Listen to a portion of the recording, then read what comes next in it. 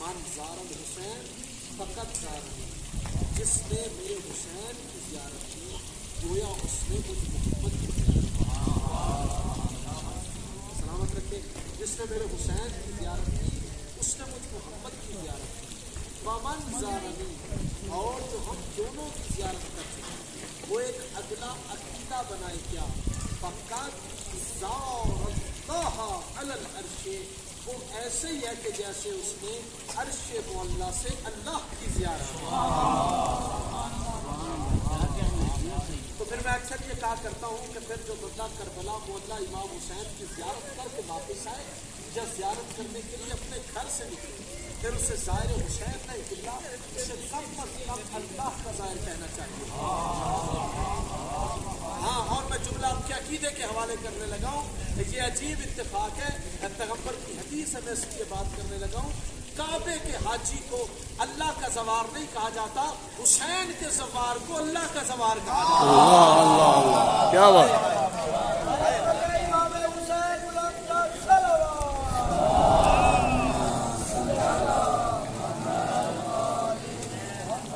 بڑی توجہ اور بڑی محبت سے آپ نے جملہ قبول کیا. یہ پیغمبر کی محبت کا ایک معیار ہے اشکر بھائی، معیار ہے. محبت کی قسمیں، محبت والے گھر میں آ کے بیٹھے نا، مملکت والے گھر میں آ کے بیٹھے، اس لیے بات آپ سے کرنے لگا ہوں. محبت کی قسمیں کیا ہے؟ کبھی محبت ہوتی ہے مال کی وجہ سے، مال ختم ہو گیا محبت ختم ہو گئی. کبھی محبت ہوتی ہے حسن کی وجہ سے، حسن ختم ہو گیا محبت ختم ہو گئی. ایسی محبت نہیں، یہ مجازی محبت ہے. حقیقی محبت کی بات کر رہا ہوں. کوئی نمازیں پڑھتا ہے اس لیے کہ مجھے اللہ سے محبت ہے، کوئی روزہ رکھتا ہے اس لیے مجھے اللہ سے محبت ہے، کوئی حج پہ جاتا ہے مجھے اللہ سے محبت ہے، کوئی مسجد بنواتا ہے مجھے اللہ سے محبت ہے. یعنی میں اللہ سے محبت کرتا ہوں، میں محب ہوں اور اللہ میرا محبوب ہے. میری بات کی سمجھ تو آ رہی ہے آپ کو؟ یعنی میں محب ہوں اور اللہ میرا محبوب ہے.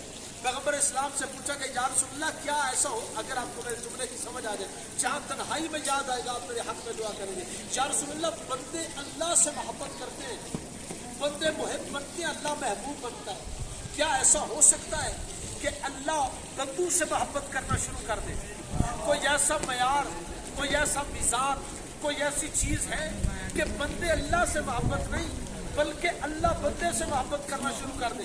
پیغمبر نے مسکرا کے دیکھ کہا ہاں ایک نسخہ میں بتا دیتا ہوں. میں نے نسخہ بیان کرنا ہے، آپ کے چہروں پہ مسکراہٹ آ جانی ہے اور مجلس مکمل ہو جانی ہے. پیغمبر دیکھ کے کہتے ہیں ہاں آ میں تجھے بتا دیتا ہوں. یہاں بندے اللہ سے نہیں، مخلوق خالق سے نہیں بلکہ خالق مخلوق سے محبت کرے گا. جو محبوب تھا وہ محب بن جائے گا. یا رسول اللہ جلدی ارشاد فرمائیے. کہا کیا بتاؤں؟ احب اللہ من احب حسینا، میرا اللہ اس سے محبت کرتا ہے جو میرے حسین سے محبت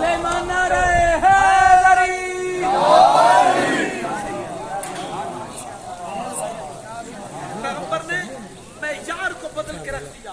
پہلے وہ محبوب تھا، اب وہ محب بن گیا. دیکھیے محبت کے ساتھ ایک دوسری جانی صاحب ایک دوسری چیز بھی ہے جس چیز کو کہا جاتا ہے فطرت.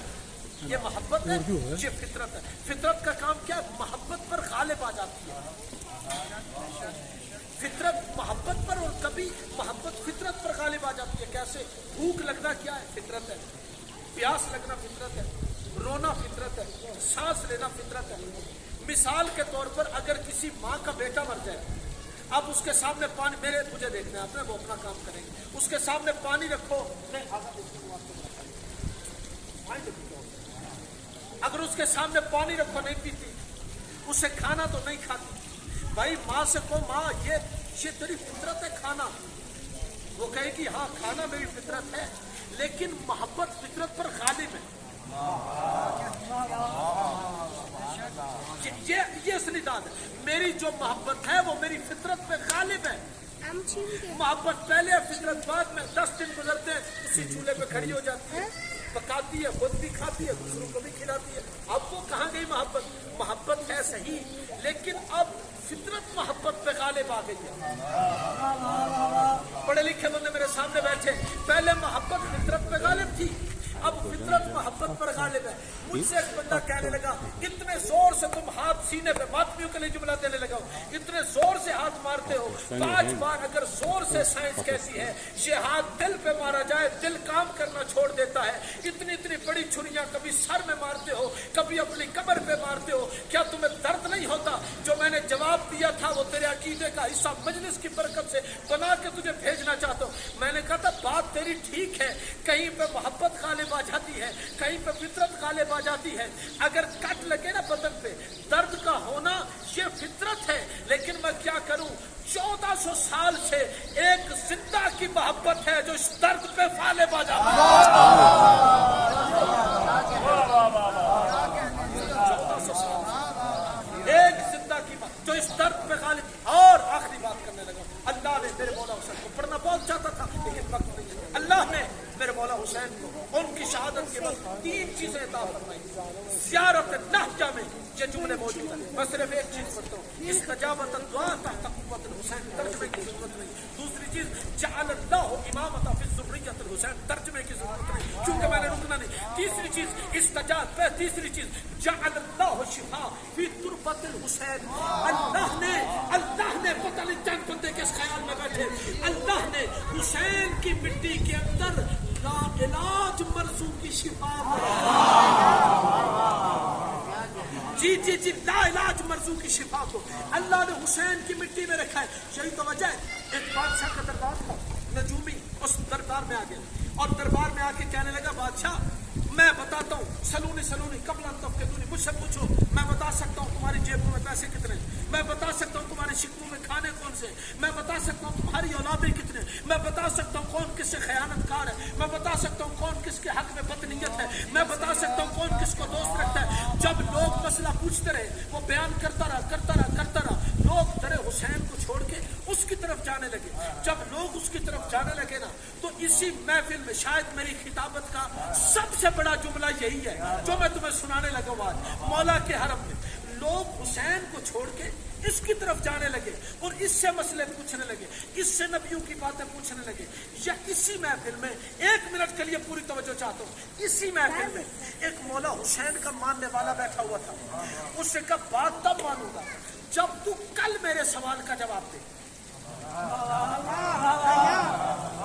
कल मेरे सवाल का जवाब। उससे कहा ठीक है बता दूंगा, जब पढ़ किताब में बैठ उलमा के पास आ मेरे पास, जो सवाल पूछेगा मैं जवाब दूंगा। इसने जानते हो भाई तवज्जो चाहता हूँ, इसने जानते अब दाद की छल लाए तो फिर लुत्फ है। घर गया, घर जाके किसी आलम के पास नहीं बैठा, किसी कोई किताब नहीं खोली, न कुरान न ज़बूर न इंजील न कुरान, इसने और कुछ नहीं किया, बस अपने हाथ में एक मुट्ठी खा के शिफा की, एक मुट्ठी खा के शिफा। ऐसे जल्दी मैं कर नहीं सकता।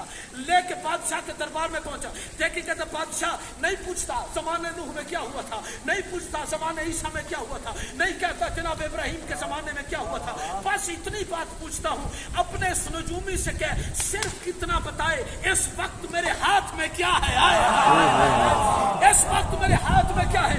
एक दफा नजूमी कुर्सी से उठा और के इसके पास आया, इसके हाथ को गौर से देखता है और देख के कभी बादशाह की तरफ देखता है, कभी रियाया की तरफ देखता है, कभी आसमान की तरफ देखता है। बादशाह देख के कहता जल्दी कर इसके सवाल का जवाब दे, नहीं तो तेरी सर तेरा धड़ गर्दन से अलग कर दूंगा। देख के कहता बादशाह तेरी बादशाहत की कसम है पिछले 10 मिनट से यही तो सोच रहा हूँ, चीज जन्नत की है इसके पास कहाँ से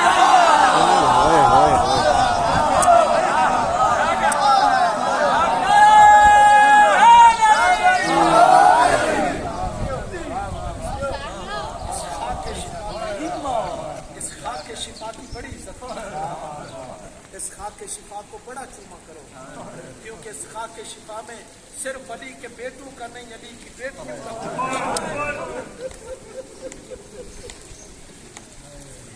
आयो मैं बिस्मिल्लाह करूं, मौला तुम्हारे पुरसे कबूल फरमाए। तुम्हारी सोच से पहले मैंने मिंबर का जी मैं बिस्मिल्लाह करूं सैयद, मौला तुम्हें सलामत रखे।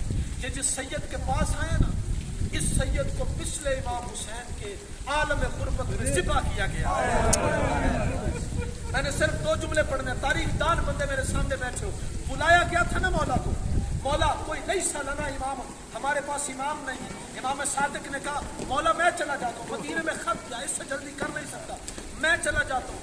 मौला देख के कहते 5वें इमाम फरमाते 113 हिजरी कहा मैं अपने नाना से शिरकत नहीं ले सकता।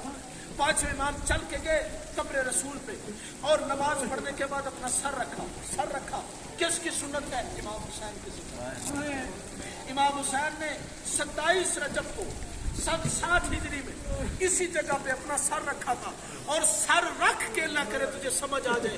हुसैन रो के कहता है नाना मुझे मेरी माँ की कसम है, नाना मुझे अपने पास बना लीजिए।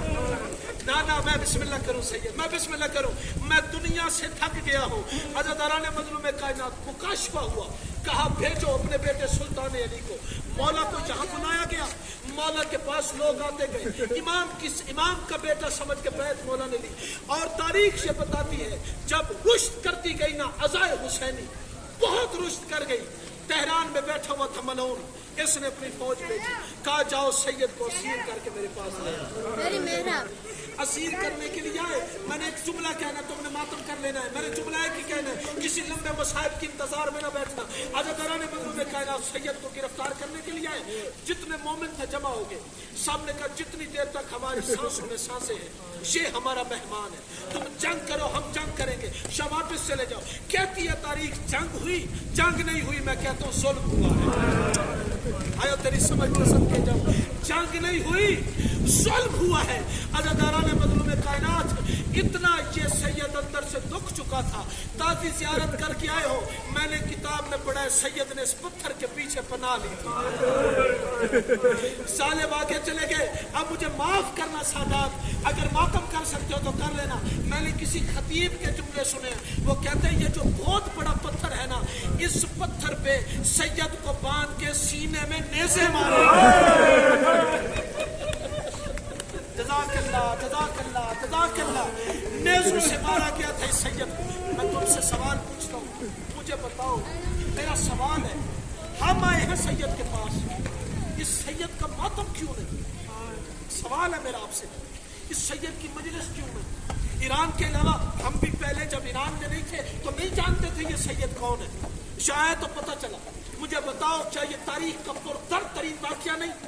परदेश में शहादत है, न बेटे पास है, न बेटियां पास है, न बाबा की शहादत का गम है। फिर मुझे बताओ मजलिस क्यों नहीं? इस अली के अली बेटे का मातम क्यों नहीं?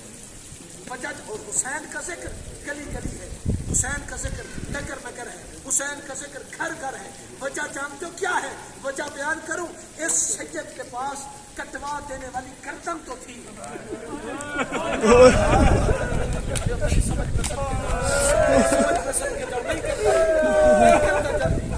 इस सैयद के पास रोने ना रोने वाली शक्ल बना लेना। मैं बिस्मिल्लाह करूं बुजुर्गों, कटवा देने वाली आगा सैयद गर्दन तो थी, बह जाने वाला खून तो था, लेकिन ज़ैनब जैसी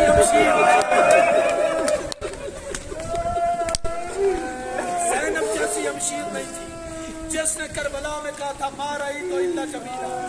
अज़ादाराने मज़लूम कायनात ये वो बीबी है जो अली अकबर की शहादत पे नहीं रोई, ये वो बीबी है जो हुसैन की शहादत पे नहीं रोई। अज़ादाराने मज़लूम कायनात जानते हो कहाँ पे रोई है? सारे बात में मुझे देखो, मैं छोड़ने लगा हूँ। जानते हो कहाँ पे रोई है? जो बीबी अली अकबर की शहादत पे नहीं रोई, जो बीबी हुसैन की शहादत पे नहीं रोई, जो बीबी अब्बास के पास देख के इस्तिक़लाल का मुजाहरा किया। जानते हो अली की बेटी कहाँ पे रोई है? जब कुत्ते के दरबार में 9 घंटे ऐसे